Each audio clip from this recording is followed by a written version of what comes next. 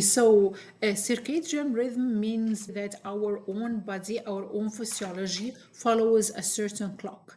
And this clock is very nicely regulated because it helps us basically to function the best if we do things at the suitable amount time of the day. Basically, there are regulations based on our brain function, our cognition, our sleep, our hormonal production. And for example, circadian rhythm is like the cortisol level is supposed to be higher in the morning and goes down gradually throughout the day until it should be very low when we go to bed. So this way, again, you are, when you wake up in the morning, you're ready to deal with the stresses of the day, you have a higher level, whereas throughout the day it goes down.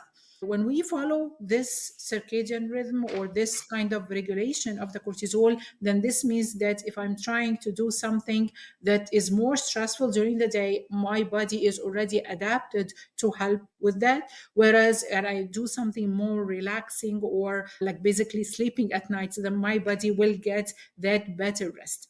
Now, when we follow the circadian rhythm, we have better sleep.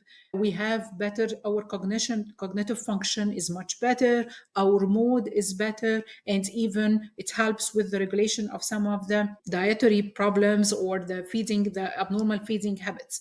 So following that circadian rhythm as if you're basically using the advantage that's already created, built in inside you, so you can perform best at when you do the things at the correct time. Now, there are certain situations where people have to work at night, like during a lot of our training, and even sometimes now we have to work in the middle of the night. I think if possible, if someone's job doesn't really force them to do that, or they have to do that for very essential reasons, but if we try to follow the circadian rhythm, this is again, it's a much added benefit to our functioning in general.